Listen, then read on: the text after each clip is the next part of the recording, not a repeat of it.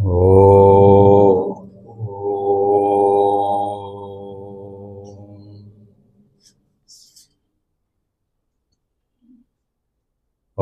श्री गणेशाय नमः।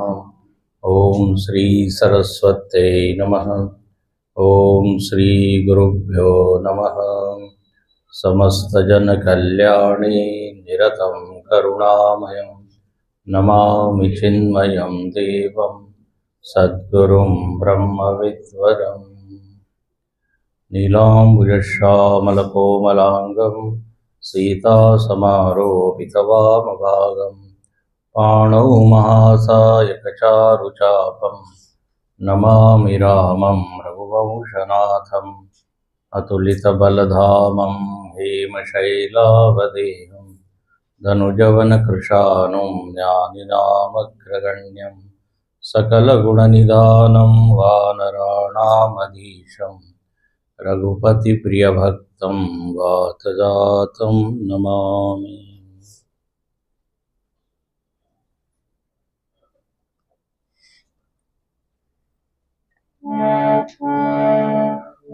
श्री राम जय जय राम। श्री राम जय श्री राम जय जय राम। श्री राम जय जय राम।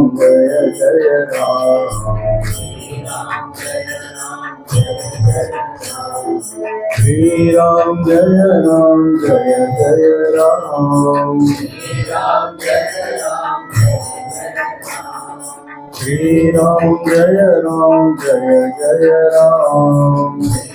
राम जय जय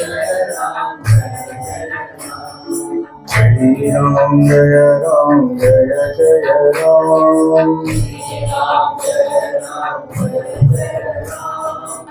श्री राम जय जय राम।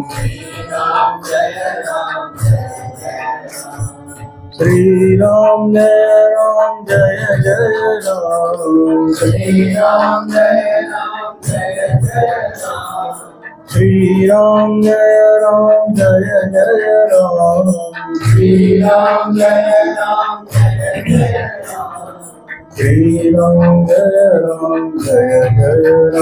राम।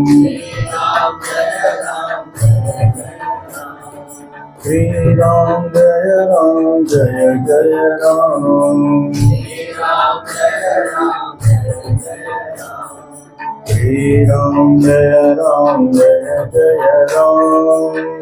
राम। श्री राम जय जय राम। श्री राम जय जय राम। श्री राम जय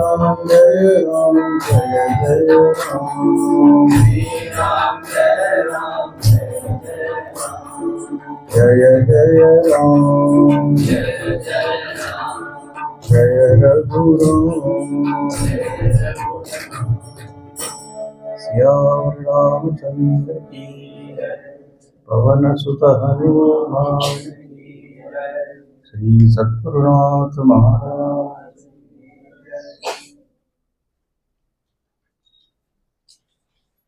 प्रभु श्री रामचंद्र जी वन में विचरण करते करते महर्षि वाल्मीकि जी के आश्रम में पधारे हैं और वो वहां रहना चाहते हैं। तो भगवान प्रार्थना करते हैं वाल्मीकि जी से कि आप हमको कुछ स्थान बताएं, हम कहाँ रहे। तो यहाँ वाल्मीकि जी ने 14 स्थान बताए और हम लोगों ने लगभग कितने देख लिए हैं, कितनी पहले अपन 7 स्थान पहले हैं। वास्तव में ये 7 स्थान मतलब 7 साधकों का वर्णन है। भगवान कहाँ रहते हैं तो हर घर में अंत में बताया भगवान साधक के हृदय में रहते हैं। जो ऐसी साधना करता है उसके हृदय में रहते हैं। तिनके मन मंदिर बसो। जो खूब सुनता है, श्रवण करता है, उसके हृदय में रहिए। फिर जो खूब भगवान का गुणगान करता है, कीर्तनम, बोले उसके हृदय में रहिए। तो ये 14 प्रकार के साधक हैं। साधकों के हृदय में भगवान रहते हैं। जो असाधक है उनके भी हृदय में रहते ही है, लेकिन उनको उसका ज्ञान होता नहीं। जब भगवान सर्वव्यापक है तो ऐसा तो नहीं होगा कि केवल भक्त या उपासक या साधक के हृदय में है, बाकी के हृदय में नहीं है। तब तो भगवान परिच्छिन्न हो जाएंगे, सीमित हो जाएंगे, कटे पिटे हो जाएंगे। तो सगळीकडे आहे, सगळ्यांच्या हृदयामध्ये आहे, तर असं इथे का सांगितलं की या या हृदयामध्ये तो आहे। त्यामुळे इस हृदय में उनकी अनुभूति होगी।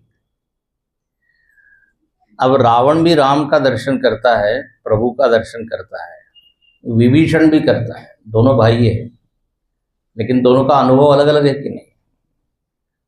रावण ने राम जी को कभी भी ईश्वर के रूप में नहीं जाना, सम्मुख है, लेकिन वो क्या कहता है, तपस्वी राजकुमार। कंस भी कृष्ण को देखता है, लेकिन कंस के मन में भक्ति नहीं जागती, बल्कि भय जागता है।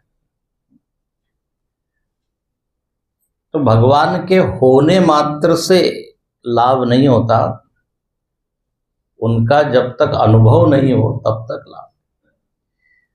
जैसे आपके जेब में पैसा पड़ा है, लेकिन आपको मालूम ही नहीं कि पैसा है, तो हम रोते रहेंगे कि नहीं।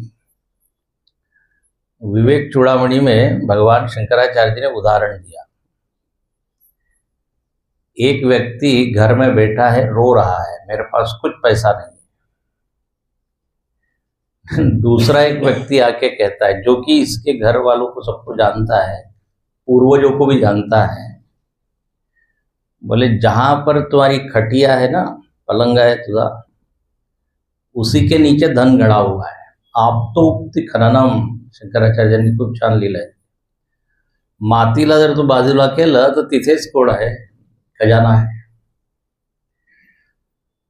तो ऐसे ही होने मात्र से लाभ नहीं, जब तक उस आवरण को आप हटाते नहीं। वेदांत में क्या कहते हैं, पंचकोश का आवरण है, शरीर त्रय का आवरण है ना, अवस्था त्रय है। उसके आगे आप देखेंगे तो तुरीय तत्व आपको दिखाई देगा। हम लोग अथर्वशीर्ष में बोलते हैं ना, अवस्था त्रयातीत, गुणत्रयातीत, देहत्रयातीत, मूलाधार स्थितो नित्यम। हृदयवासी है। दक्षिण भारत में एक संत हुए सदानंद योगिंद्र, उन्होंने संस्कृत में बड़े अच्छे भजन लिखे।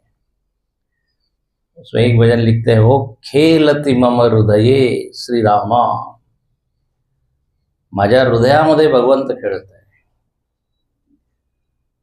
दहर अयोध्या नगर विहारी, राग द्वेष असुर मारी।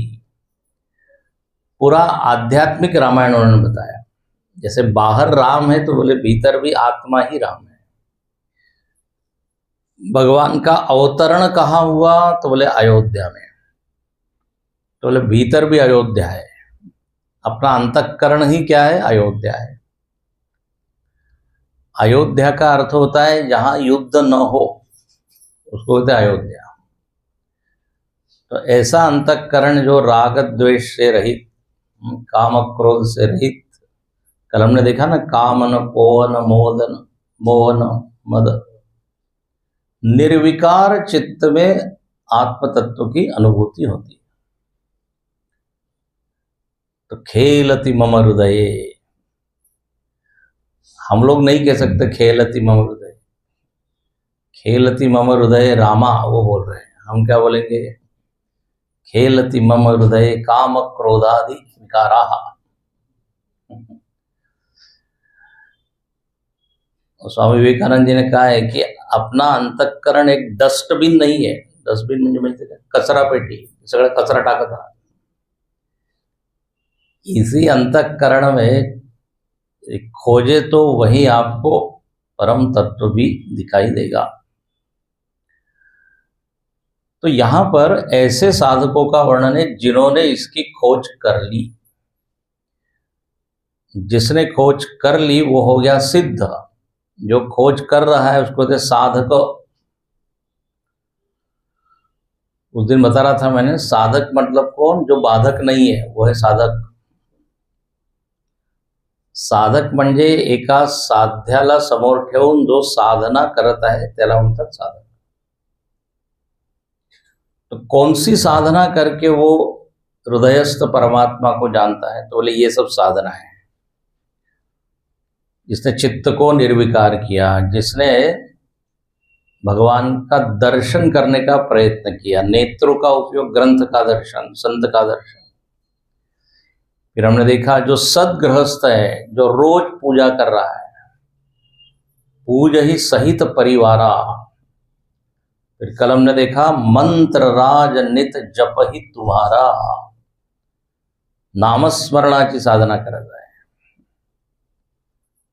हरेर नाम हरेर नामैव केवलम, कलौ नास्त्यैव नास्त्यैव नास्त्यैव गतिरन्यथा। ऐसा क्या है, कलियुग केवल नाम आधारा, सुमिरी सुमिरी भव तरही पारा। नाम जो है वो बहुत शक्तिशाली है। तो बोले जो मंत्र का अर्थ ही होता है मननात् त्रायते इति मंत्र। मंत्र भी अलग अलग प्रकार के ना, गायत्री मंत्र है, महामृत्युंजय मंत्र है,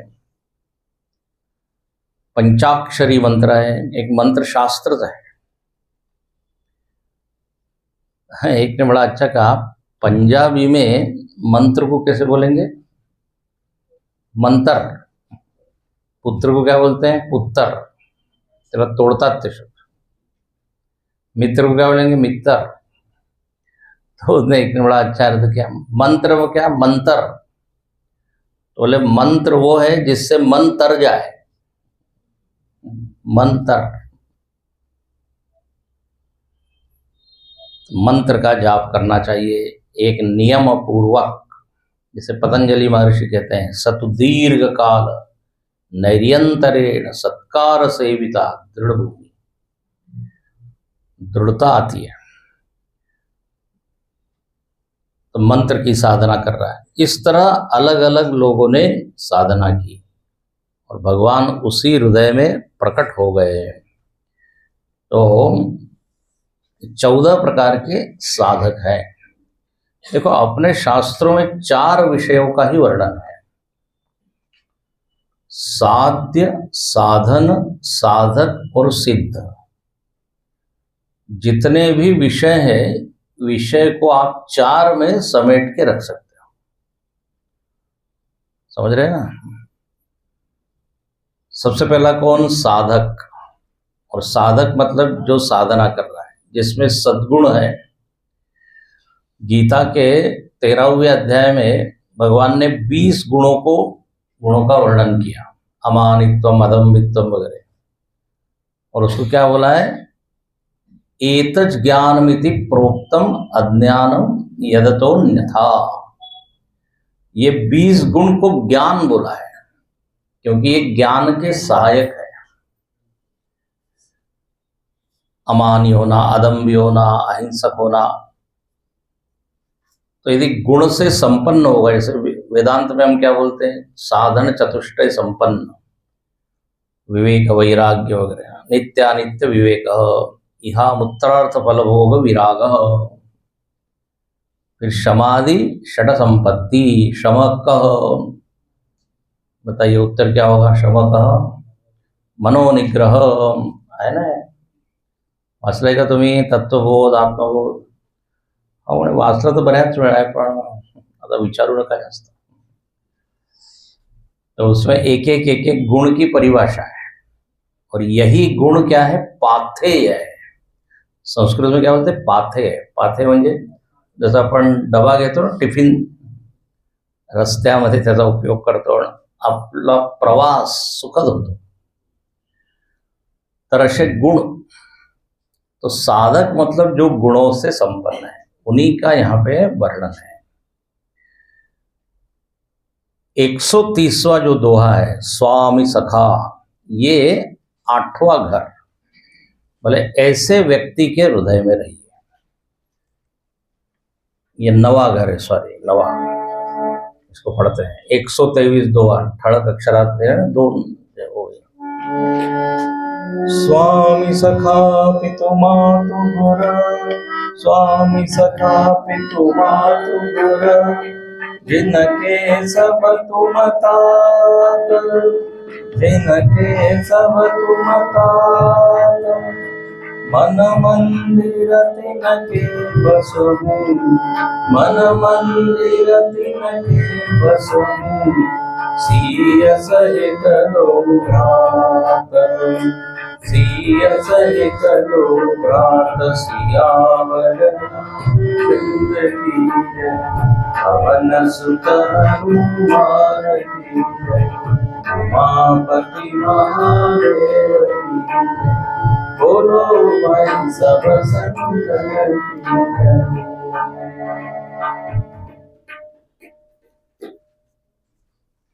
मन मंदिर तिनके बसहू, अशा लोकांच्या हृदयामध्ये तुम्ही बसा. म्हणजे कोणचे लोक आहे ते, काय साधना करतात, खूप सुंदर आहे. स्वामी सखा पितु मातु गुरु, जिनके सब तुम, जिसके मन में ये भाव बना हुआ है कि माता पिता गुरु सखा सब कुछ कौन है, आप ही हो. म्हणजे सगळ्या नातेवाईकांमध्ये एका भगवंतालाच पाहतात. माता विठ्ठल, पिता विठ्ठल, बंधू विठ्ठल, गोत्र विठ्ठल, तीर्थ विठ्ठल, आहे ना. गुरु विठ्ठल, बंधु विठ्ठल. तो इसी का संस्कृत में क्या बोलते, त्वमेव माता, त्वमेव पिता, त्वमेव सखा, त्वमेव बंधू. म्हणजे सगळ्या नातेवाईकांमध्ये एक तत्वाचं दर्शन. माता पिता पुत्र, आणि सगळे म्हणजे सगळे बरं का. वहां पे कुछ लोगों के नाम लिए हैं, माता पिता. एक संत खूप छान कीर्तन करत होते, गमतीने ते म्हणाले, पण याच्यामध्ये काही लोकांचं नाव आहे, इतर लोकांमध्ये सुद्धा तुम्ही विठ्ठल पाहिलं पाहिजे.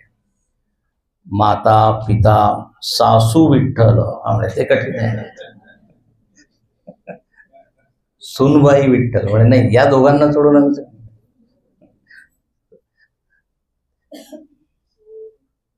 पिताहमस्य जगत, माता धाता पिता, सर्वांमध्ये. तर आता इथे पहा, इथे जरा गंभीर गोष्ट काय है, यहाँ पे बताया ये गया है कि जो असली संबंधी है हमारा, वो है भगवान. ध्यान से सुनना.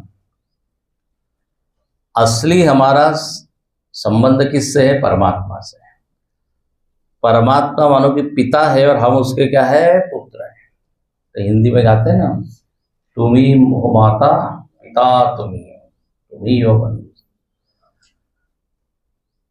तर अच्छा, एक महत्वपूर्ण बात है कि भगवान से संबंध आप बना सकते हैं जो आप संबंध चाहे. देवाला तुम्ही आई म्हणू शकता, वडील म्हणू शकता, भाऊ म्हणू शकता, पुत्र म्हणू शकता. यशोदा और नंद बाबा ने क्या कहा, बोले परमात्मा कौन है, लाला है मेरा, काना है, पुत्र है. दशरथ और कौशल्या ने तपस्या की पूर्व जन्म में. कौन थे वो पहले, मनु शत्रुपा, कश्यप अदिति. भगवान प्रसन्न हुए, बोले क्या चाहिए, तो बोले आपके जैसा पुत्र हमको चाहिए. अब भगवान में क्या भाव, पुत्र भाव. भगवान बड़ा अच्छा उत्तर देते हैं. पहले तो कहा कि आप ही पुत्र बन के आओ, आप पुत्र बन के आओ, या आपके जैसा पुत्र भगवान कहते हैं मेरे जैसा तो कोई नहीं। तो फिर उन्होंने कहा फिर आप ही आइए, भगवान के जैसा और कोई नहीं है, एकम एवाद्वितीयम है ना भगवान। तुम सम पुरुष नमो सम नारी, शूर्पणखा भी कहती है, शूर्पणखा राम जी से मिलती, बोले तुम्हारे जैसा पुरुष नहीं और मेरे जैसी स्त्री नहीं, सुंदरी स्त्री नहीं। भगवान ने कहा इसमें आधा वाक्य ठीक है, मेरे जैसा पुरुष नहीं और तुम्हारे जैसे भयानक स्त्री नहीं। परमात्मा तो एक ही है, उसके जैसा कोई नहीं है। तो परमात्मा ही स्वयं पुत्र रूपेण कौशल्या के गोद, तुलसीदास जी लिखते हैं जिसके गोद में पूरा ब्रह्मांड है वो कौशल्या के गोद में खेले। तो पुत्र भाव से किसी ने भक्ति की, अर्जुन ने कौन सी भक्ति की? मित्र भाव, सखा। सखा शब्द का अर्थ बड़ा अच्छा होता है। सखा म्हणजे सखा। सखा शब्द को उल्टा कर दो तो क्या होगा? खास। भले जो अपना खासम खास है, जिसके साथ मेरा संबंध इतना पक्का है कि हमारे और उसके बीच में कोई दूरी नहीं। जितना मैं अपने बारे में जानता हूं वो भी मेरे बारे में जानता है, और मैं उसके बारे में उतना ही जानता हूं जितना वो उसके बारे में जानता है। म्हणजे दोघांमध्ये काही गॅप नाही, अंतर नाही, त्याला म्हणतात मित्र। तो अर्जुन और कृष्ण में ऐसी मित्रता का भाव, सखा, खासम खास। सह खादते सह मोदते, सखा शब्द की है। गुह्यम आख्याति पृच्छति, भुंक्ते भोजयते चैव षड्विधा प्रीति लक्षणा। बोले असली प्रेम कौन है, असली प्रेमी कौन, असली मित्र कौन? तो बोले जो साथ में क्या करे, आनंद करे, कुछ पूछे तो बताए, वो पूछे तो हम बताएं और हम पूछे तो वो बताएं। गुह्यम आख्याति, बिल्कुल गोपनीय चीज भी बता दें। जैसे मित्र, मित्र का संबंध, ऐसे कृष्ण और सुदामा, वो भी कैसे मित्रता है, मतलब सखा भाव, मैत्र भक्ति, सख्य भक्ति। इसलिए गीता में, भागवत में भगवान बोलते हैं कामात, द्वेषात, भयात, किसी भी दृष्टि से आप हमसे संबंध जोड़ो। संबंध कोणाचा आहे तो महत्वाचा नहीं है, पण संबंध जोड़ा। संबंध देखिए ऐसा है, दुनिया में जब हम संबंध जोड़ते हैं ना तो उससे बंधन होता है। भगवान से संबंध जोड़ने से बंधन नहीं होता, बंधन से मुक्ति होती। हम लोग क्या कहते हैं, कोई लड़का है क्या, संबंध बनाना है, लड़की है क्या। अच्छा, हमसे तो लोग खूब बोलते हैं, बोले आप पूरे दुनिया में घूमते हो, कोई अच्छा लड़का हो तो देखना। हमने कहा हम अच्छा लड़का ढूंढ रहे, कोई ब्रह्मचारी बने हमारे।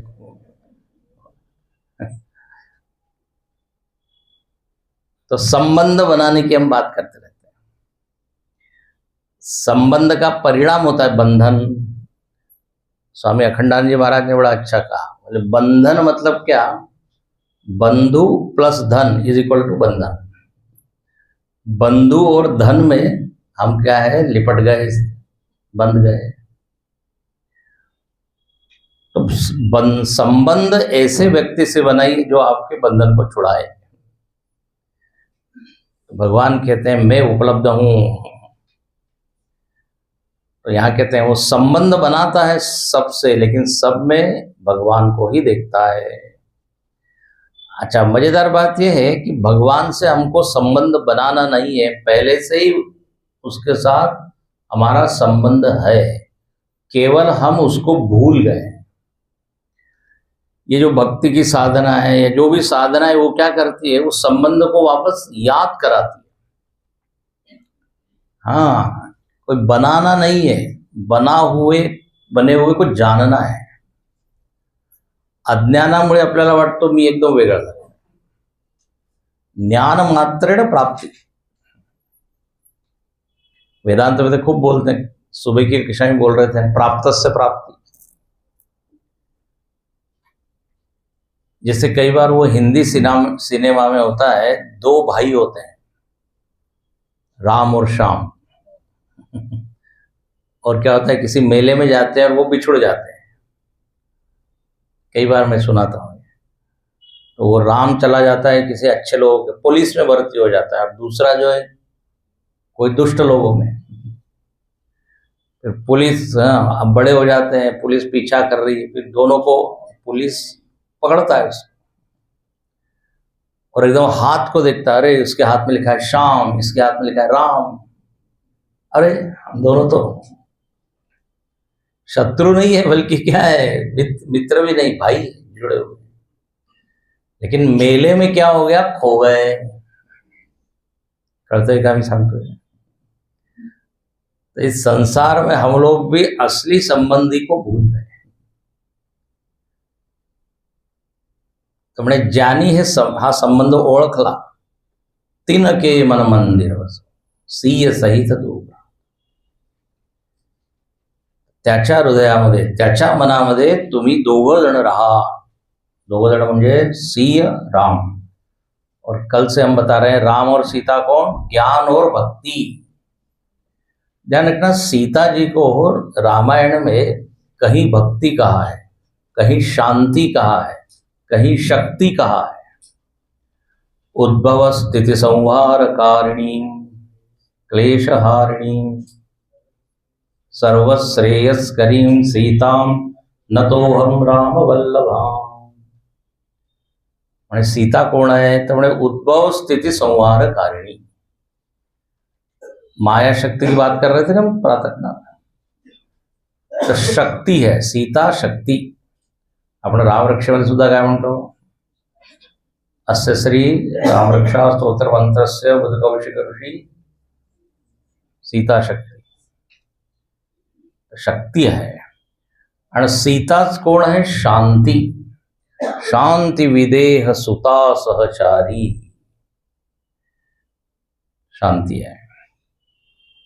एका ठिकाणी म्हटलंय सीतात भक्ती आहे। तर भक्ति और ज्ञान, शांति और ज्ञान दोनों उसके हृदय में रहते हैं जो भगवान से संबंध जोड़ता है। ध्यान रखना, एक होता है आस्तिक और एक होता है भक्त। आस्तिक और भक्त यामध्ये काय फरक है? फर्क है। आस्तिक उसको कहते हैं जो भगवान को मानता है। अस्ति ईश्वर अस्ति इति एवं यस्य बुद्धि स भक्तः स आस्तिकः। नास्तिक किसको बोलते हैं? न अस्ति।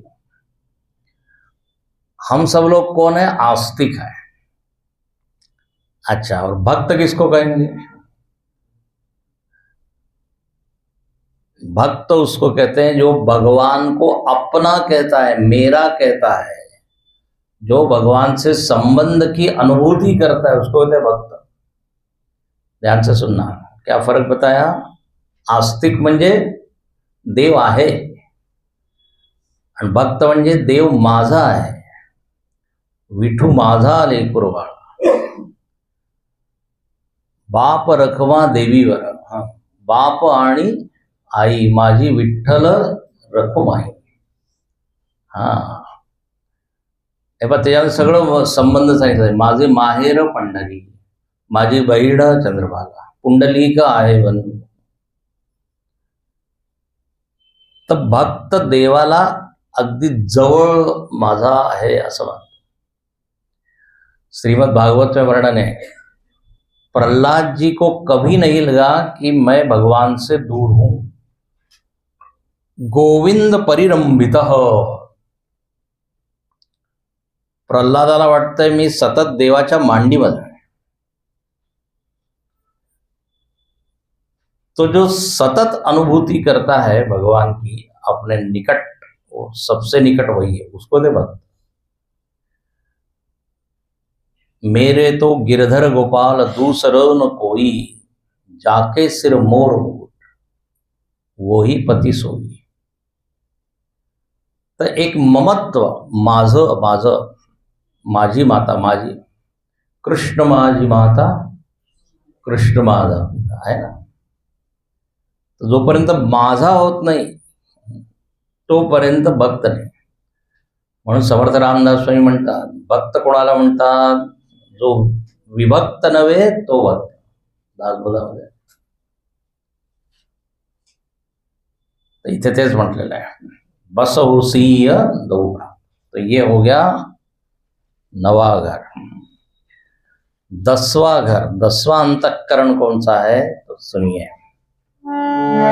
जिसका जीवन इस प्रकार का है, बोले भगवान आप ऐसे व्यक्ति के हृदय में बैठ जाए. यदि ऐसा व्यक्ति आपको कहीं मिला इधर उधर घूमते हुए, घुस जाइए उसमें. अरे कौन है?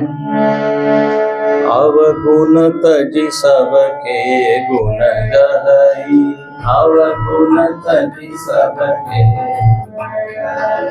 विप्रधेनु हित संकट सहई.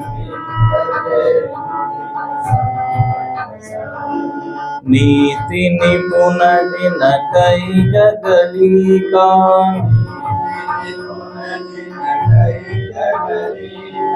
कर तुम्हार तिन कर मनुनी का.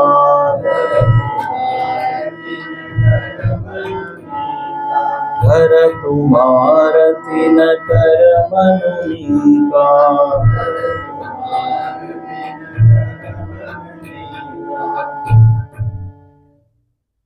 घर तुम्हार, तुमचं घर आहे ते.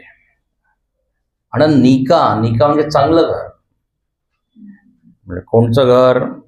तर म्हणे असं अंतःकरण, असं मन ज्याच्या जीवनामध्ये असे सगळे गुण आहे.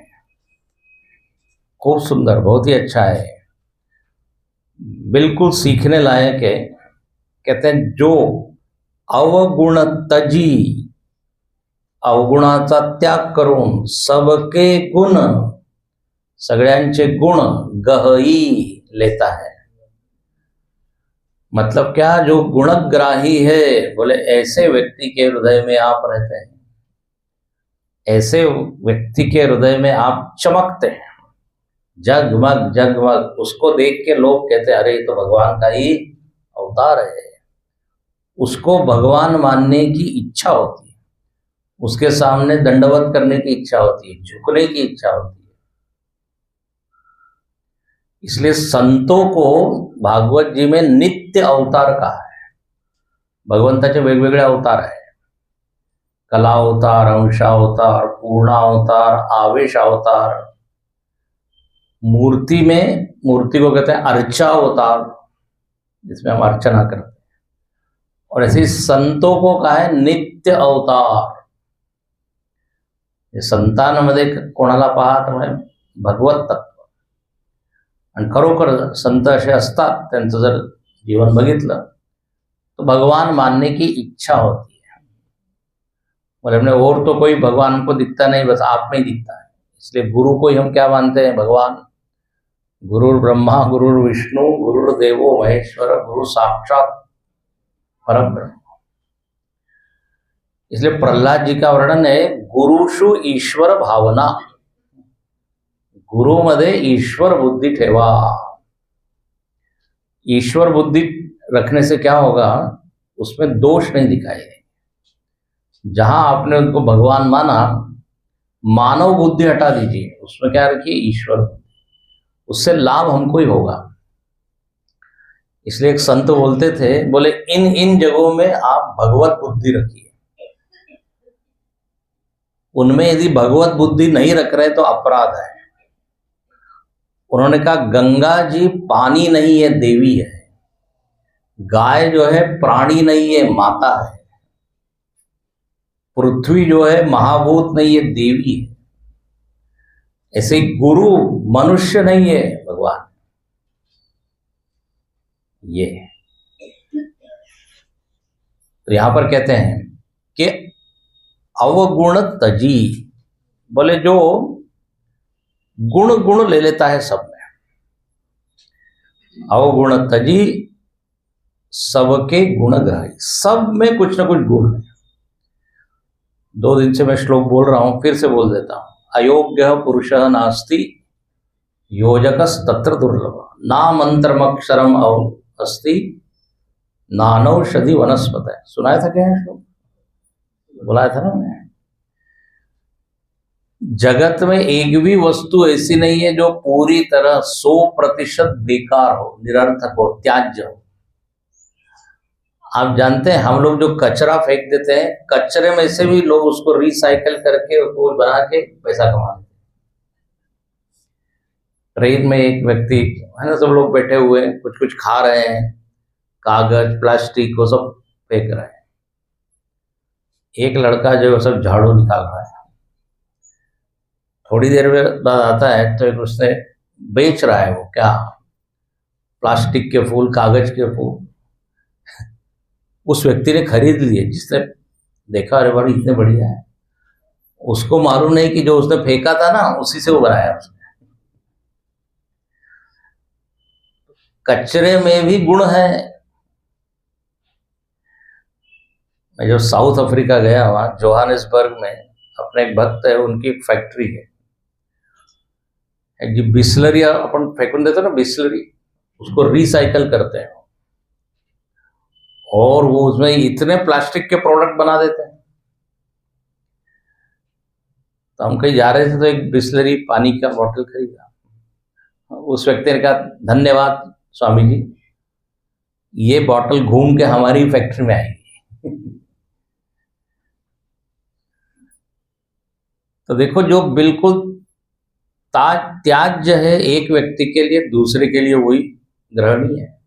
क्योंकि हर चीज में सूखे पत्ते पड़े हुए हैं। एक गुरु ने कहा कि जो जो बेकार की चीजें उठा के लेके आओ, तो वो सूखे पत्ते पड़े थे, उठाने लगा। एक वहां माता जी, अरे ये क्या कर रहे हो? बोले कुछ नहीं, ये तो ऐसे ही पड़ा हुआ है, मैं ले जा रहा हूँ। बोले किसने कहा ये व्यर्थ है? ये मैं घर ले जाती हूँ, इसको जलाती हूँ, इसी के ऊपर भोजन बनाती हूँ।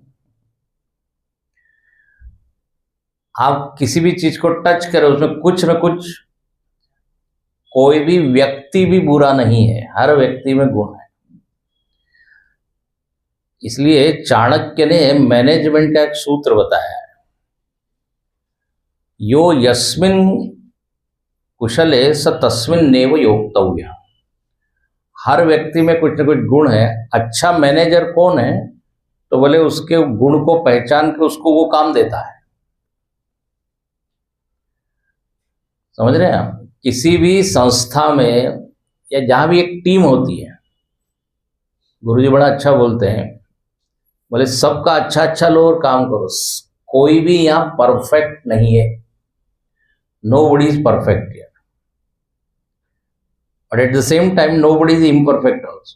Some perfect, something is there जो कि अच्छा है। बिल्कुल यही महात्माओं का गुण है, अवगुण तजी।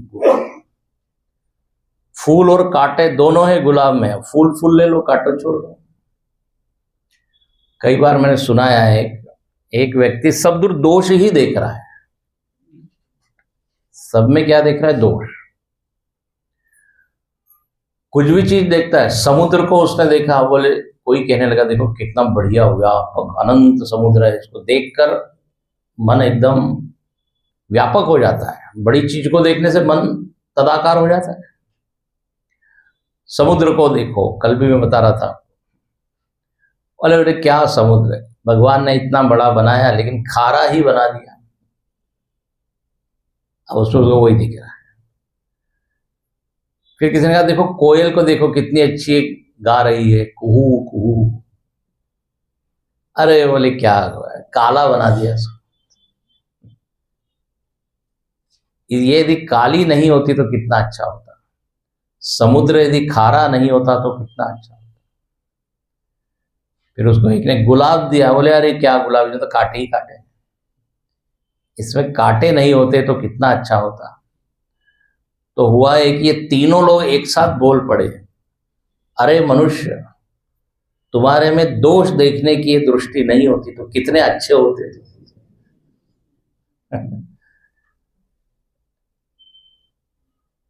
अपना मन वो दोष में जाता है।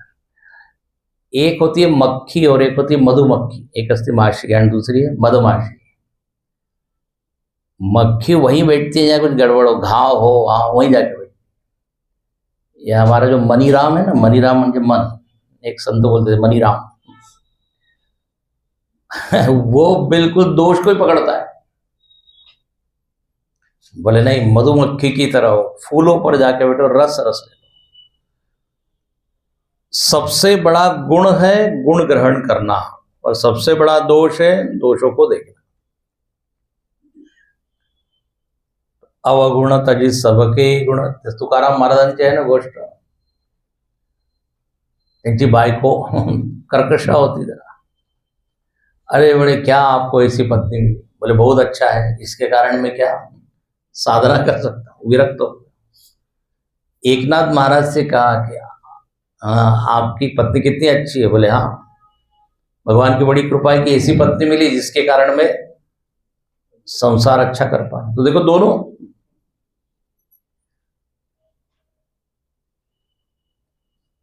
हम है राजी उसमें जिसमें रजा तेरी है, उर्दू में कहते हैं। जो आप कह रहे हैं उसमें हम मस्त है, सही है, कोई कंप्लेंट नहीं। इसको कहते हैं अवगुण तजी सबके गुण गाई, भगवान की हाँ में हाँ मिलाना। एक बड़ा अच्छा एक महात्मा कहते हैं, जो भी है उसमें हाँ ठीक है, यहाँ यू भी वाह वाह, यू वो भी वाह वाह। रज्जब रोशन कीजिए, एक रज्जब नाम के हुए, हर चीज में खुश है वो, सब में उनको कुछ अच्छा दिख जाता है।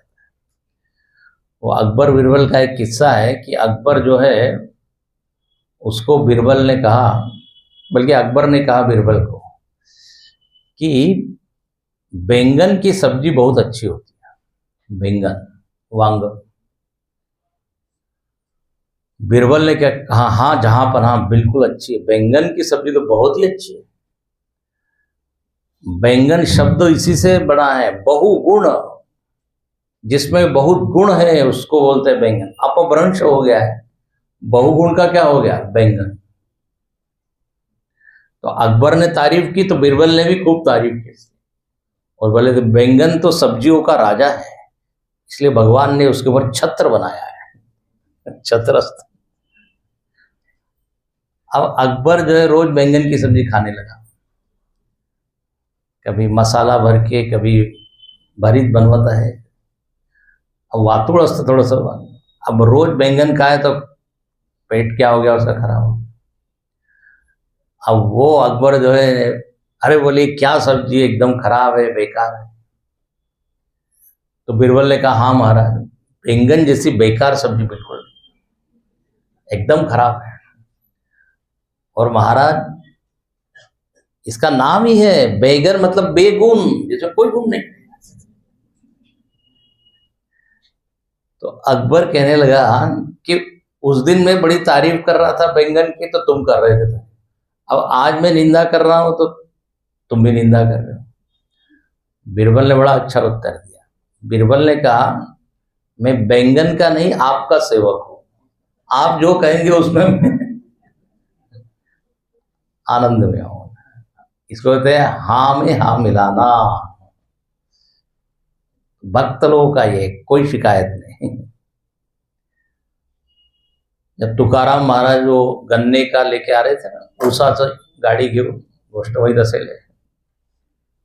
अब लड़के लोग मांग रहे हमको दो हमको दो, एक एक गन्ना, गन्ना म्हणतात हिंदीमध्ये, सब गन्ने वाट दिए, सगळे ऊस एकच राहिला। अब वो पत्नी इतनी नाराज हुई, बोले इतनी खेती की और सब बांट दिया केवल एक ही वजह। अब गुस्से में व्यक्ति क्या नहीं करे, उसने वो गन्ना लिया और पीठ पे मारा तुकाराम महाराज के, उसके दो टुकड़े हो गए। तुकाराम महाराज ने कहा चुपचाप तुम एक खा लो, एक मैं खा लेता। देखो कितना मन कितने ऊंचे स्तर पर होगा। तो अवगुण तजी, अवगुण देखा ही नहीं, बोले इसमें अच्छी मुझको तोड़ना नहीं पड़ा, तुमने तोड़ दिया। इसलिए सीखने वाली बात है सब। इससे व्यक्तित्व में चमक आती है, व्यक्तित्व में दिव्यता आती है। छोटी छोटी चीजें हैं लेकिन ये बड़े सूत्र हैं। अवगुण तजी सबके गुण गई, विप्र धेनु हित संकट सहई। 123 के बाद पहली, 130 के बाद पहली पंक्ति है। जिसको नहीं मिल रहा है देख लीजिए, ठळक अक्षरात जे 130 लिहिलेलं आहे त्याच्यानंतरची पहिली ओळ, विप्रधेनु हित संकट सहई, जो सहन करता है। क्या सहन करता है? बोले सगळे संकट। किसके लिए सहन करता है? विप्रधेनु। आता विप्रधेनु हे प्रतीक आहे। विप्रधेनु म्हणजे जेवढे सात्विक गोष्टी आहे, विप्र म्हणजे ब्राह्मण, धेनु म्हणजे गाय। ये बार बार आता है ना, विप्रधेनु सुरसंत हित लीन मनुज अवतार। भगवंतानी अवतार कशासाठी घेतला? तेवढे गायी, गो ब्राह्मण प्रतिपालक। तर गो ब्राह्मण म्हणजे प्रतीक आहे। जेवढे सात्विक गोष्टी आहेत, ज्याच्याद्वारे समाजामध्ये शांति है, आनंद है, उनका ये प्रतीक है। तो बोले उसको बचाने के लिए जो संकट सहन करे, कितना सुंदर है। व्यक्ति स्वार्थ के लिए तो खूब संकट सहन करता है, लेकिन जहां परमार्थ की बात हुई छोड़ देता है। लोगों को घर बैठे भगवान चाहिए, परमार्थ। इसलिए आजकल लोगों को ऑनलाइन बहुत अच्छा लगता है। कुछ भी प्रोग्राम बोले तुरंत पूछते लिंक भेजिए, लिंक। क्योंकि चाय पीते पीते अहम ब्रह्मास्मि का ज्ञान प्राप्त कर सकते। उपनिषद सुन रहे हो तो संकट नहीं सहन करना लेकिन कहते हैं संकट आने पर भी जो घबराए नहीं, अपनी साधना करे, बोले वो भक्त है। और नीति निपुण जिन कई जग लीका, बोले जिसके जीवन में नीति है। बहुत सुंदर। नीति शब्द नी धातूपासून बनतो, संस्कृतचा नी नयनात। नी म्हणजे क्या? ले जाना। नी से ही नेता बनता है, नी से ही नेत्र बनता है। नेत्र रास्ता दिखाता है तो पैर चलते हैं। तो बहुत सुंदर नीति, जिसके जीवन में नीति है, मतलब सही दृष्टि है। पॉलिसी बोलते हैं ना अंग्रेजी में। तो सभी क्षेत्रों में अलग अलग नीतियां होती, राष्ट्र नीति, समाज नीति, अर्थ नीति, कूटनीति, वेगवेगळी शिक्षा नीति। अब ये नेताओं का काम है कि वो सही नीति बनाए। एक आयोग ही है, नीति आयोग, उसका काम ही है नीति बनाए। तो बोले जो नीति के अनुसार जीवन जीता है, अनीति नहीं करता। अब राजनीति, राज करने की भी एक नीति है, उसको कहते राजनीति। लेकिन मजेदार हो गया है, राजनीति शब्द जो है ना बिल्कुल नकारात्मक अर्थ में हो गया। पॉलिटिक्स, तिथे फार राजकारण है। आता राजकारण म्हणजे खरं म्हणजे नीति है, पॉलिटिकल साइंस। बट राजनीति इतनी गंदी हो गई है कि उस गड़बड़ होता है तो बोले खूब पॉलिटिक्स है, तो अनीति हो गई। नीति नहीं रह गई, अनीति हो गई। तो बोले जो नीति पूर्वक जीता है, बस घर तुम्हार, भगवान आप उसके घर में रहिए, उसके हृदय में आपको शांति मिलेगी। जिसके घर में अनीति है और दोष ही दोष देखने की आदत है, उसका मन बिल्कुल कचरा मन है, गड़बड़ मन है। ऐसे मन में आपको शांति नहीं मिलेगी। एक स्वामी जी बड़ा अच्छा कहते हैं, गीता में क्या बोला है भगवान ने? ईश्वर सर्वभूतानां हृदयेशे अर्जुन तिष्ठति। ईश्वर सबके हृदय में है, तिष्ठति, स्थित है।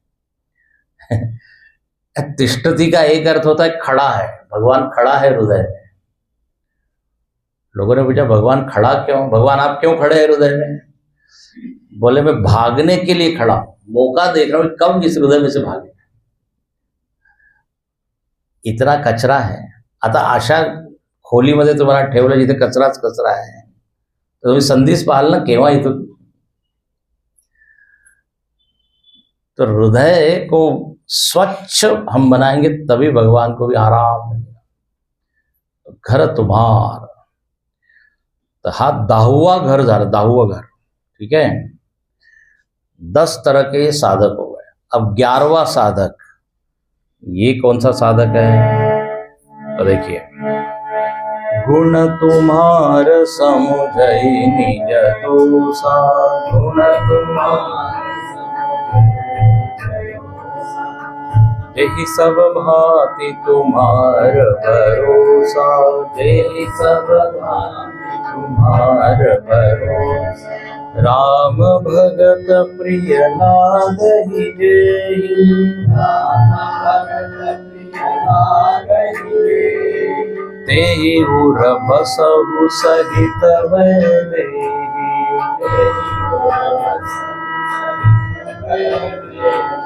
तेहि उर बसहु सहित वैदेही.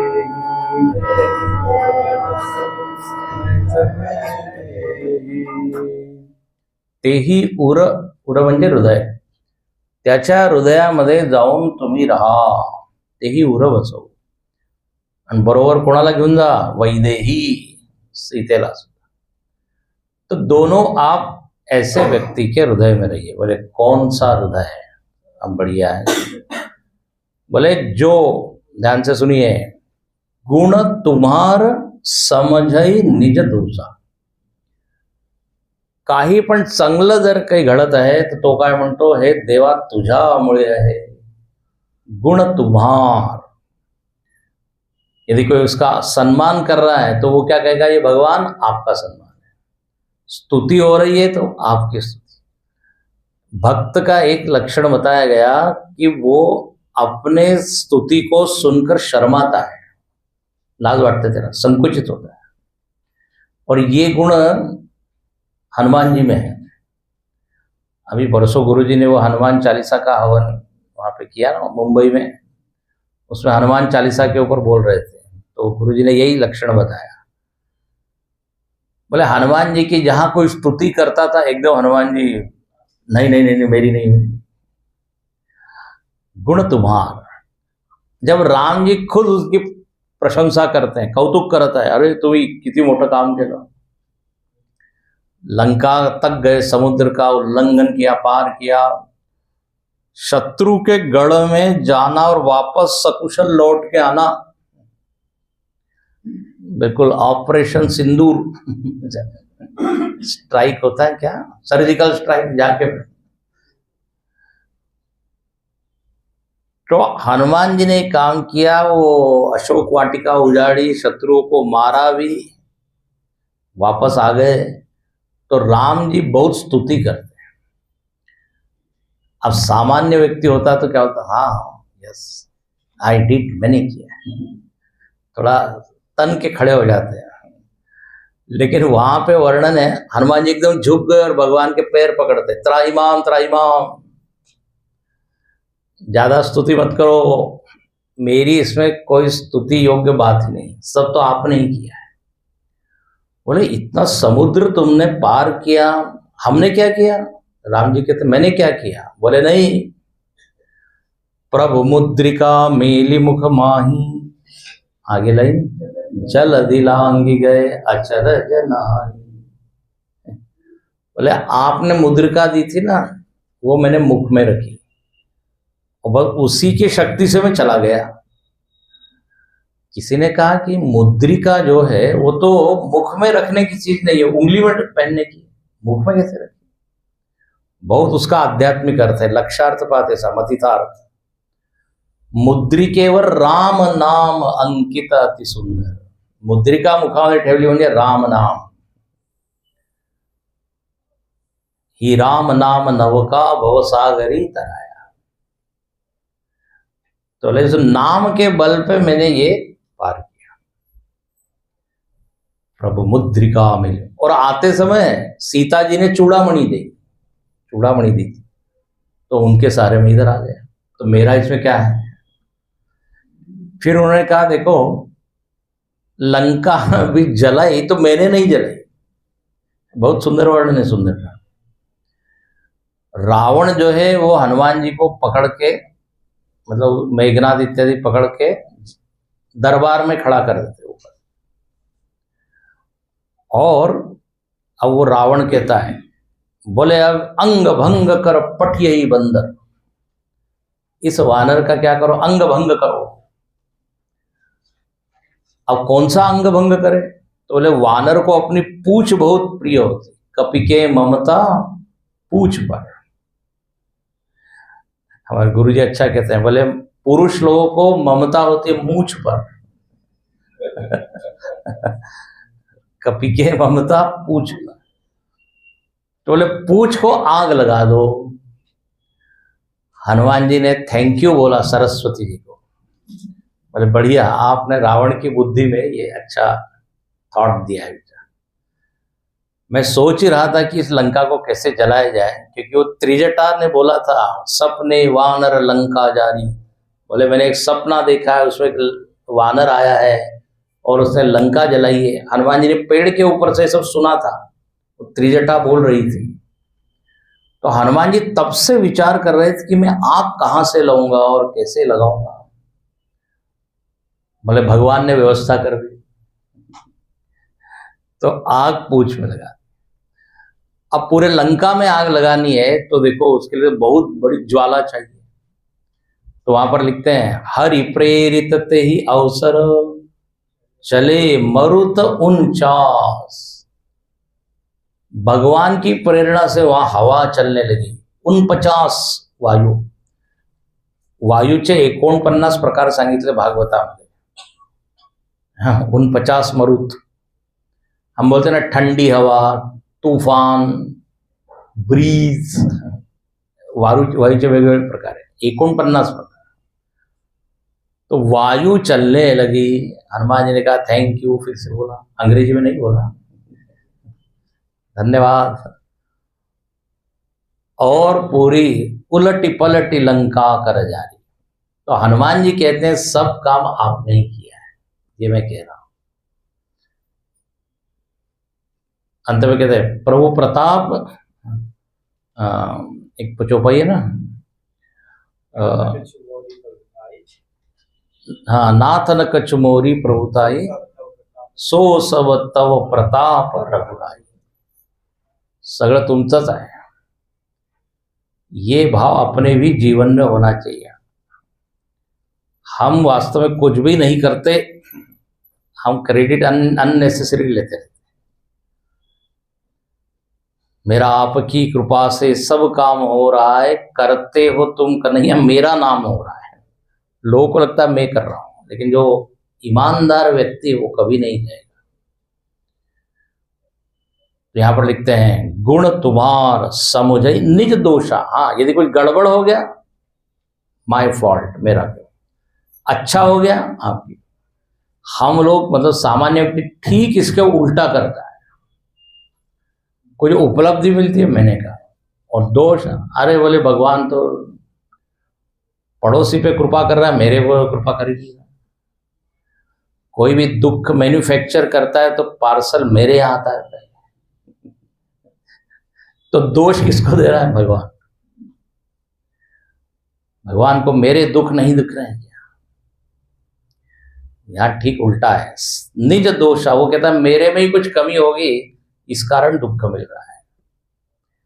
मैंने कहा ना, बहुत ऐसी ऐसी चीजें हैं यहाँ पर।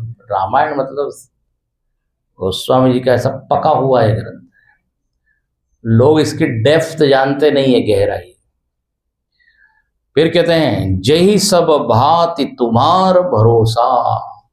बोले जिसके मन में आपके प्रति ही पूरा भरोसा है, संपूर्ण विश्वास, 100% विश्वास। महाभारत का युद्ध हुआ तो सब लोगों का भरोसा अलग अलग है। दुर्योधन कहता है कर्ण के भरोसे हम महाभारत जीत जाएंगे। भीम कहता है हम भुजाओं के बल पे जीत जाएंगे। नकुल सहदेव कहते हैं अच्छे घोड़े आप सिलेक्ट करो तो आप युद्ध जीत जाओगे। सहदेव ज्योतिष विद्या का गया तो बोलता है सही मुहूर्त पर आप युद्ध शुरू करो तो जीत जाओगे। सबके भरोसे अलग अलग। शकुनी ने तो पहले भी कहा था, एक बार तो सफल हो गया, भले पासे के भरोसे हम पांडवों को हरा देंगे, और हराए भी। सबके भरोसे अलग अलग, लेकिन एक अर्जुन ही है, उसका भरोसा क्या? कृष्ण। जब भीष्म पितामह बहुत शिथिल युद्ध कर रहे थे, क्योंकि उनका मन तो अर्जुन की ओर, पांडवों की ओर, दुर्योधन बहुत गुस्सा हुआ, बोले आप ठीक से युद्ध नहीं कर रहे हो। भीष्म ने कहा ठीक है, कल मैं अर्जुन को मारूंगा, प्रतिज्ञा कर ली। अब जब ये प्रतिज्ञा सुनी तो पांडवों के टेंट में, उनके पक्ष में भय व्याप्त हो गया। बोले अब कल क्या होगा? रात भर सो नहीं पा रहे लोग, नीति बना रहे, ऐसा करें वैसा करें, भीष्म को रोकना पड़ेगा। रात भर सोए नहीं। लेकिन मजेदार बात क्या हुई? अर्जुन सो रहा है। लोगों ने उसको जगाया, कहा अरे तुमने सुना नहीं भीष्म ने क्या प्रतिज्ञा? हाँ हाँ बोले सुना है। बोले फिर भी सो रहे हो? तो अर्जुन क्या कहता है? कृष्ण जाग रहा है ना। कृष्ण जाग रहा है तो फिर मेरे को कोई चिंता नहीं। कितना अच्छा है, पूरा भरोसा। इसीलिए तो नारायणी सेना को छोड़ के निहत्थे कृष्ण को लिया। निहत्थे कृष्ण म्हणजे ज्याच्या हातात शस्त्र नहीं। हाँ, इसको कहते हैं सब भांति तुम्हार भरोसा। हमारे तो भरोसे मालूम नहीं, कर्म पर, मित्र पर, मालूम नहीं कि हजारों जगह बिखरे हुए। लेकिन जो भक्त होते हैं उनका तो एक ही भरोसा, एक भरोसो एक बल एक आस विश्वास, एक राम घन श्याम हित चातक तुलसीदास। परसों पढ़ा था ना आपने, चातक केवल वो स्वाति नक्षत्र के बूंद पर ही वो भरोसा करता है। और कहते हैं राम भगत प्रिय लाग ही जेही तेही उरब सौ सही। तीसरा उसमें गुण क्या है? बोले भक्त को उसको बड़े प्रिय है। बड़ी सीधी बात है। हम चाहते हैं कि भगवान हमसे प्रेम करें, तो हम पहले भक्तों से प्रेम करें। जो भगवान के हैं उनसे हम प्रेम करें तो भगवान के अच्छा, ये हमारे पार्टी वाला है, तो फिर वो कृपा करेंगे। तो जिनको आपके भक्त अच्छे लगते हैं, बोले ऐसे व्यक्ति के हृदय में आप रहिए। तो 3 बातें हो गई, 4 बातें। जो गुण आपके मानता है, दोष खुद के मानता है, भरोसा आपका है, और जिसको भक्त अच्छे लगते हैं उसके हृदय में रहिए। तो ये हो गया 11वां घर। ठीक है, हम 12वां। जाति पाति धन धर्म बढ़ाई, जाति पाति धन धर्म बढ़ाई, प्रिय परिवार सदन सुखदाई,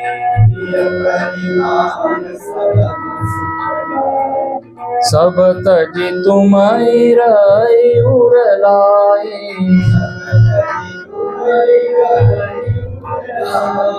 तेहि के हृदय रहु रघुराई,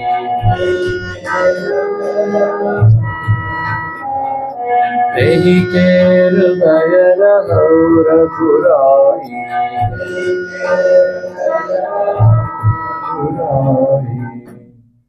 तेही के हृदय, त्याच्या हृदयामध्ये रहा। कोणाच्या हृदयामध्ये? तो देखो, अब ये जो घर है ना, ये सन्यासी का घर है। सन्यासी का, ऊपर वाला जो था वो एक उपासक या सद्गुणी व्यक्ति का। बोले जो सब कुछ छोड़ देता है, पहली पंक्ति में 8-10 चीजों के नाम दिए, जाति पाति धन धर्म बड़ाई, बड़ाई म्हणजे यश नाव, प्रिय परिवार आपलं कुटुंब, सदन घर जे सुख देणारं घर आहे ते सुद्धा सब तजी, सब कुछ छोड़ के तुमही रही उरलाई, फक्त तुम्हालाच हृदयाशी कवटाळून भक्ती करतो म्हणे त्याच्या हृदयामध्ये. तो यहां पर जिसने संन्यास किया है, त्याग किया है, देखो त्याग भी दो तरह का होता है. एक तो स्थूलतः त्याग, म्हणजे घर सोडून दिलं सगळं सोडून, और एक होता है मन से त्याग. तो गृहस्थी जो प्रापंचिक मन से तो छोड़ ही सकता है की नाही. असं म्हणतात घरामध्ये राहा पण घराला मनामध्ये नका ठेवू. जैसे नाव जो है ना पानी में रहती है, लेकिन नाव में पानी यदि आ जाए तो हो गया हरिओम जल समाधि. तर घरामध्ये राहा पण घराला हृदयामध्ये नका. माझं घर माझं घर. मग काय होतं, त्या घराच्या आसक्तीमुळे मेल्यानंतर सुद्धा मग त्याच घरामध्ये पालीच्या रूपात चिटकून राहिले गिनतीवर. म्हणून दासबोधामध्ये समर्थ रामदास स्वामींनी काय म्हणतात, किती लोक म्हणतात माझं घर माझं घर, उंदीर म्हणते माझं घर, मांजर म्हणते माझं घर. एक पूर्ण एक समाजच है त्याच्यामध्ये. अच्छा मजेदार बात होती है, हम लोग तो चले जाते हैं, वो सब वही रहते, झूरड़ झूरड़ है ते है. तो क्या यहाँ लिखते हैं, बोले जो घर छोड़ देता है, घर में रहता है लेकिन घर का त्याग, और जो सन्यासी है तो वो छोड़ ही देता है. लेकिन हो सकता है वो हिमालय में चले जाए लेकिन घर की याद करते रहे. आजकल मजेदार बात हो गई, जब मोबाइल वगैरह आ गए हैं, गंगोत्री में जा रहे हैं लैपटॉप लेके, वहां भी ऑफिस काम कर रहे हैं. एक work from home, work from Himalaya. तो पूरा ऑफिस ही लेके चलते. सब तजी इथे म्हणतात की जो छोड़ देता है त्याग. जात पात, जाती पाती, पाती म्हणजे पंक्ती, पंक्ती म्हणजे स्टेटस. मैं हायर क्लास का हूं, ये मिडिल क्लास का हे जे आहे ना, म्हणे त्याला तो सोडतो.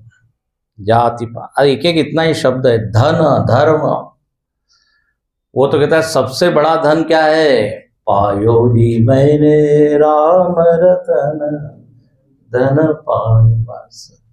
याच्यापेक्षा मोठा धन काय. तो धन में उसकी आसक्ती नहीं. धर्म बड़ाई, धर्म सुद्धा काय आहे, एका विशिष्ट स्तरावर ठीक है.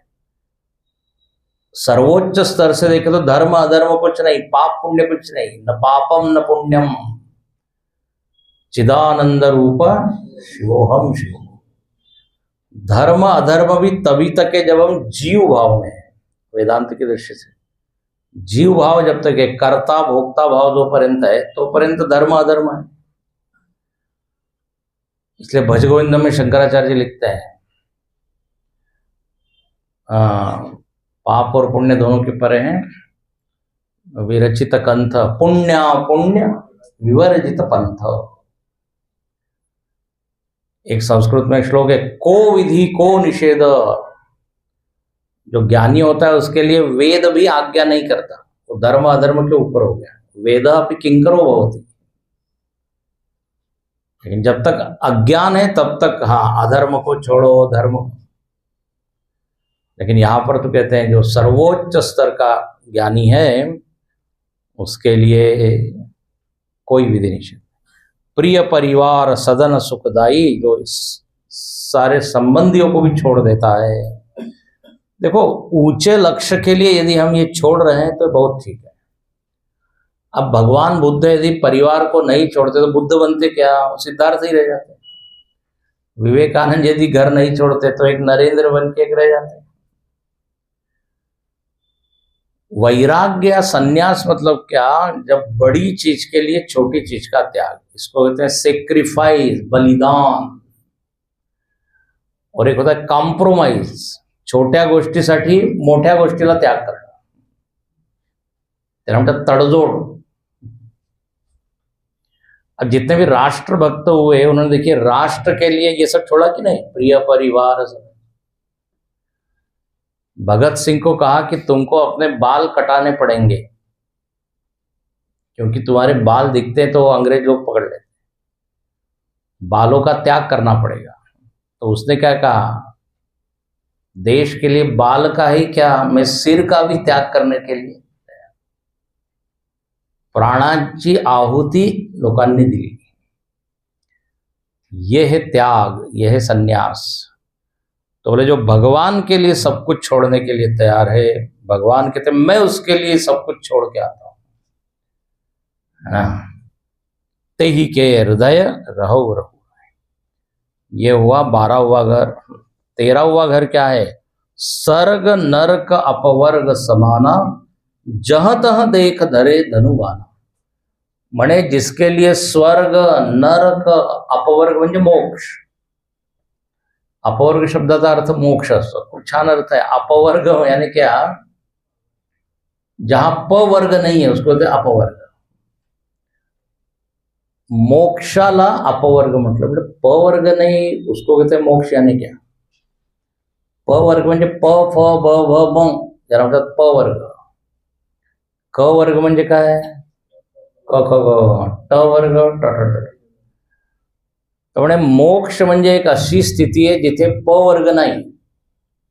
ये क्या अर्थ है, मतलब मोक्ष होने के बाद आप प फ ब भ म नहीं बोल सकते, नहीं। याचा आध्यात्मिक अर्थ है, मोक्ष अवस्थेमध्ये, मुक्त अवस्थेमध्ये प म्हणजे पाप नहीं, फ म्हणजे फळ नहीं, कर्मफळ नहीं, ब म्हणजे बंधन नहीं, प फ प, भ म्हणजे काय बोले अर्थ सांगा, भय, म मोह मरण ममता, 5 गोष्टी नहीं। मुक्त होने पर ये पांचों से पिंड छूटा, इसलिए कहतात अपवर्ग।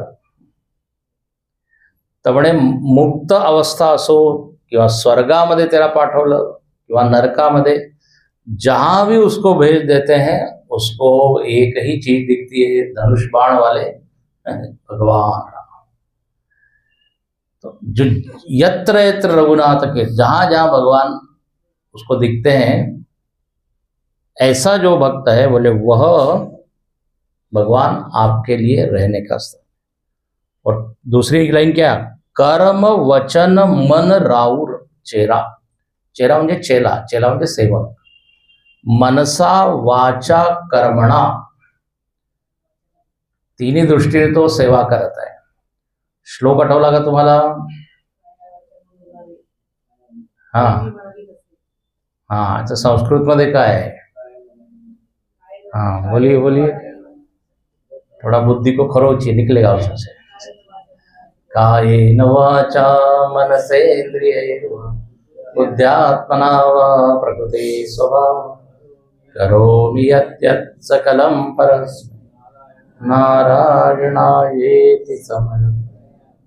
बस वही यहाँ लिखते हैं, मनसा वाचा कर्मणा। याचा अर्थ असतो संपूर्ण व्यक्तिमत्वाने काय तो सेवा करेल, होल हार्टेड, पूर्ण। म्हणजे नहीं तो काय, मन इधर जा रहा है, काम इधर कर रहे हैं, बोल कुछ रहे हैं, 3-3 दिशा में भाग रहे हैं।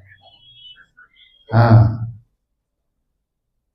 जहां पे पूजा करने बैठे हैं तो हाथ जहां पर है वही मन है, और जो जहां मन है उसी परमात्मा का मंत्र है या स्तोत्र है। नहीं तो स्तोत्र पूरा हो जाता है, हमको मालूम ही नहीं पड़ता, रोज की आदत होती है, यंत्रवत आपण बोलू।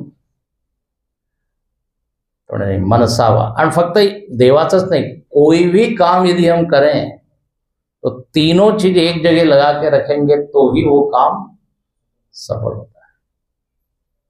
चाहे खेल हो, चाहे संगीत हो, वैज्ञानिक हो, विज्ञान की कोई बात, वैज्ञानिक लोगों का भी जीवन पढ़िए, न्यूटन, आइंस्टीन, आर्किमिडीज, पूरी एकाग्रता, भूल जाते हैं वो, यूरेका यूरेका होता है, ये भूल ही गया वो कि उधर वस्त्र पहना है कि। आइंस्टीन के बारे में बोलते हैं, वो प्रयोग का कुछ सोच रहा है, इतना उसमें तन्मय है। ट्रेन में वो जा रहा था, टिकट चेकर ने पूछा, हाँ टिकट बताओ, टिकट। खोजने लगा टिकट, टिकट नहीं मिल रहा है। तो वो टीसी ने कहा ठीक है आप इतने बड़े वैज्ञानिक है, आपने तो टिकट लिया ही होगा, रहने दो। लेकिन वो आइंस्टीन क्या कहता है, बोले मुझको टिकट लगेगा। बोले क्यों लगेगा आपको? बोले नहीं, वो टिकट पे लिखा है मैं कहाँ जा रहा हूँ। अब ये किस्सा सही है कि नहीं मालूम नहीं, लेकिन इसका बताने का प्रयोजन ये है कि इतना वो अपने जो तल्लीन है कि भूल गया कि वो याला म्हणतात काया वाचा मनस, कहता है ना, तीनों चीज एक जगह, एकाग्र, मन के आगे एक, उसको कहते हैं एक अग्र एकाग्र, मनाच्या टोकावर. म्हणे या प्रकारे ज्याची भावना आहे असा एकनिष्ठ भक्त तुमच्यासाठी काय छान घर आहे. राम करहु तेही के उर डेरा, वहां डेरा डाल दो. ये सैनिक लोग डेरा डालते हैं ना, टेंट लगा देते हैं. ये हो गया. आणि आता शेवटचं घर, शेवटचं घर काय आहे. चाही न चाही कबहु कछु तुम सन सहज स्नेह, बसहु निरंतरता सुमन सोराहुर निलगे.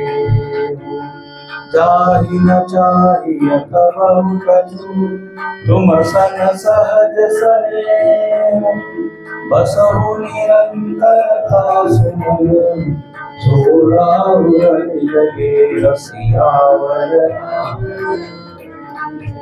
पवन सुत हनुमान उमापति महादेव, बोलो भाई सब संतन की. तर खूपच छान एकदम कळस ज्याला म्हणतात, एकदम शेवटचं. आणि जाही न चाहिय, ज्याला काही नकोय.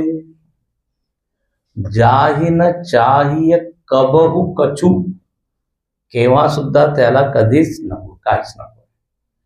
आणखीन तुम सन सहज स्नेह, तुमच्या प्रति एक सहज स्नेह है, सहज प्रेम. हाँ, तुलसीदास जी बहुत अच्छा लिखते हैं. बसहु निरंतरता, म्हणजे त्याच्या हृदयामध्ये नेहमीसाठी राहा. म्हणजे भाड्याचं घर नाही आहे, तुमचं स्वतःच. ऐसे हृदय में आप हमेशा रहिए और उसको अपना घर समझिए. कितना सुंदर है. इसका मतलब ये, जिसका मन बिल्कुल खाली है, भगवान आप उसके हृदय में रहिए. शैतान घुसने के पहले आप घुस जाइए. तो कहते हैं ना, खाली घर शैतान, खाली दिमाग. खाली दिमाग भगवान का भी घर हो सकता है, शैतान का ही घर होता नहीं. किती सुंदर आहे. इथे एकही कामना किंवा इच्छा त्याच्या मनामध्ये नाही. जाही न चाहिए कहो, चाह गई चिंता मिटी, मनवा बेपरवा. जाको कछु नहीं चाहिए सो साहन के साह. म्हणे तो सगळ्या राजांचा राजा, महाराजा कोण, म्हणजे ज्याला काहीच नको आहे. तुम सन सहज स्नेह, फक्त एकच तुमच्यासाठी सहज प्रेम आहे. पहा, प्रेम सुद्धा दोन प्रकारचं आहे. एक सहज प्रेम, एक कृत्रिम प्रेम. एक कारणामुळे प्रेम आणि एक अकारण प्रेम. देवाला लोक प्रेम करतात, देवाशी प्रेम कारणामुळे, त्याला अर्थार्थी भक्त म्हणतात. देवा मला हे पाहिजे, हे पाहिजे म्हणून मी पूजा करत आहे. लोक करतात ना अनुष्ठान, काही नवस, काही ना काही रिटर्नमध्ये मिळवण्यासाठी. पण खरं प्रेम कोणचं आहे, तर म्हणे फक्त प्रेमासाठी प्रेम, केवल प्रेम के लिए. गुरुजी अच्छा बोलते हैं, बोले आप प्रेम करके कुछ लेना चाहते हो भगवान से, तो वो प्यार नहीं है, वो व्यापार है. एक नारियल हमने चढ़ाया है, भगवान लॉटरी खोल दो हमारी. भगवान कह रहे इतना सस्ता हूं मैं, एक नारियल और लॉटरी करोड़ों की चाहिए। तो सहज स्नेह म्हणजे काही कारण नसताना प्रेम, प्रेमासाठी प्रेम। एक वो वाक्य कहते हैं महात्मा लोग, हम भगवान से प्रेम करते हैं दुनिया के लिए, दुनिया की प्राप्ति के लिए भगवान, बोले भगवान से प्रेम करो भगवान को प्राप्त करने के लिए। प्रेम से क्या चाहिए? भगवान ही चाहिए। जैसे गोपियां प्रेम करती है किसी कारण से नहीं, कृष्ण के लिए। कृष्ण ग्रहित मानसा, कृष्ण दर्शन लालसा। आपण जसं आपल्या शरीराशी प्रेम करतो, जरा सांगा मला, शरीराशी प्रेम सहज प्रेम आहे क्या? स्वाभाविक? कोई कारण है क्या? बोले नहीं, मैं सुंदर हूं इसलिए मैं अपने से प्रेम करता हूं। बोले सबसे पहला तो आपका भ्रम है कि आप सुंदर हो। किसने बोला सुंदर? खुद ही मान लिया।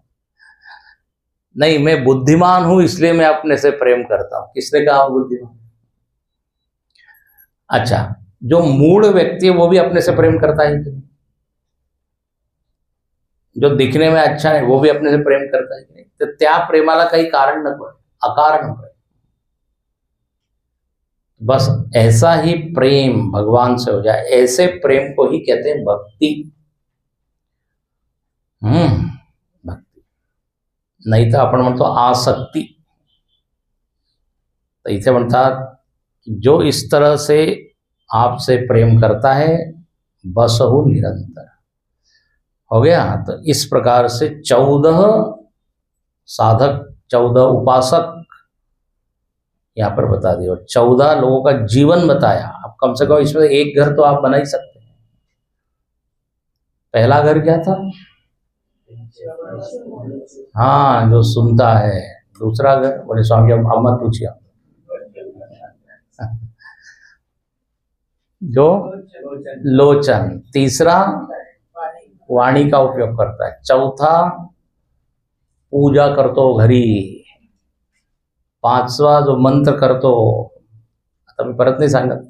सहावा म्हणजे तो 6 विकार सोडतो, काम क्रोध इत्यादी। जो दुसऱ्याची उन्नतीमध्ये आनंद अनुभव करतो त्याच्या हृदयामध्ये, असं इसे छान छान सांगितलं है। इसको आप फिर से पढ़िए।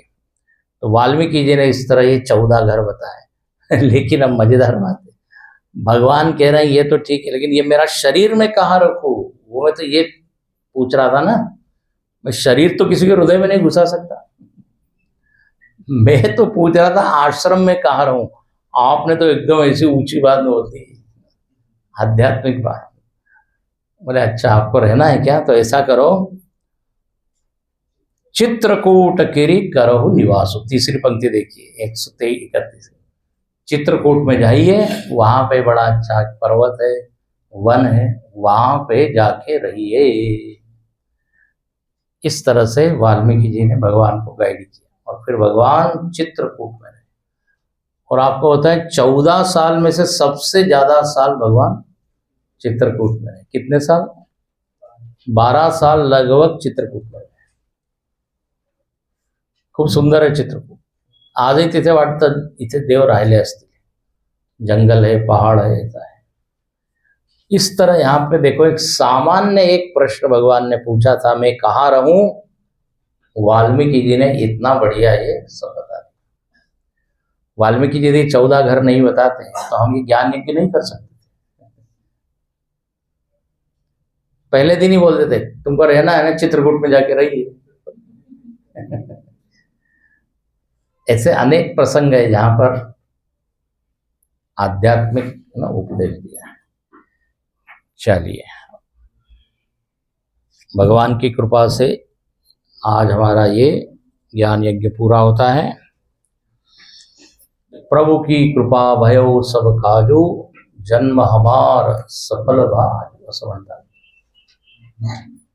अब यहाँ पे 15 तारीख को स्वामी जी शिवरात्रि के उपलक्ष्य में एक पूजा करने वाले हैं, तो उसका एक फॉर्म है, वो आप सब लोग ले जाइए और जरूर यहाँ पे आइए। अभिषेक, पूजा, शिवरात्रि इतना पवित्र दिन है। और यहाँ पे जो भी गतिविधियां होती है उसमें जरूर भाग लीजिए।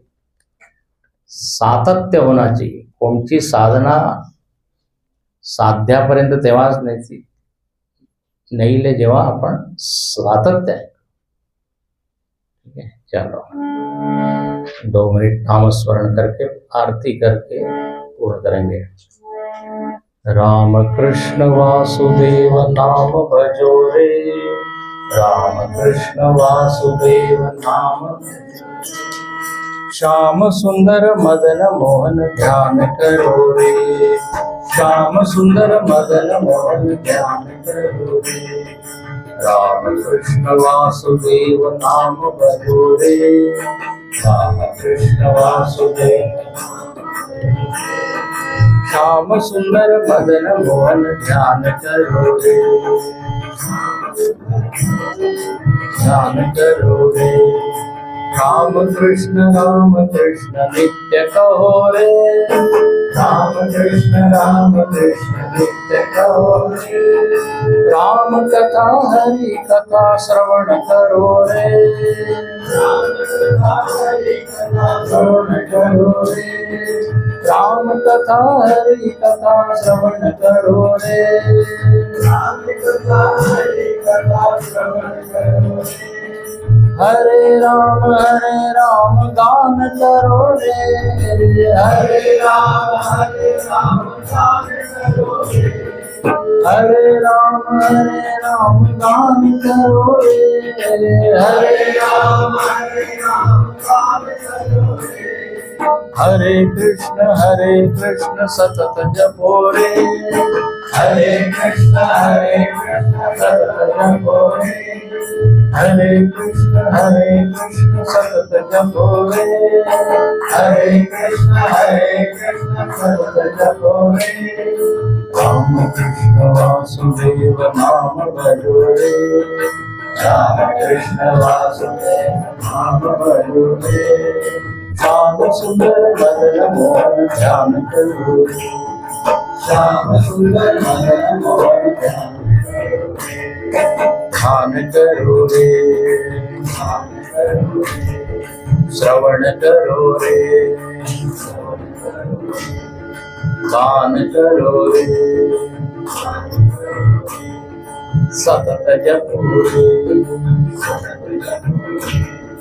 ध्यान करो रे, ध्यान करो रे।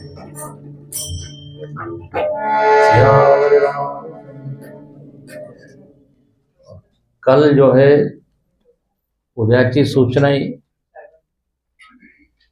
द्यायची है ना, उद्याची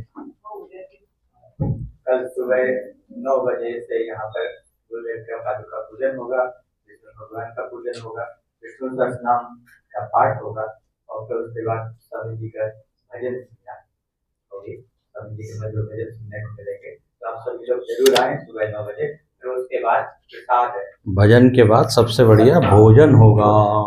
सबके महाप्रसाद है, सब लोग आमंत्रित है, सादर आमंत्रित है, जरूर आइएगा। तो विष्णु सहस्त्रनाम, पाद पूजा, भजन और भोजन, महाप्रसाद।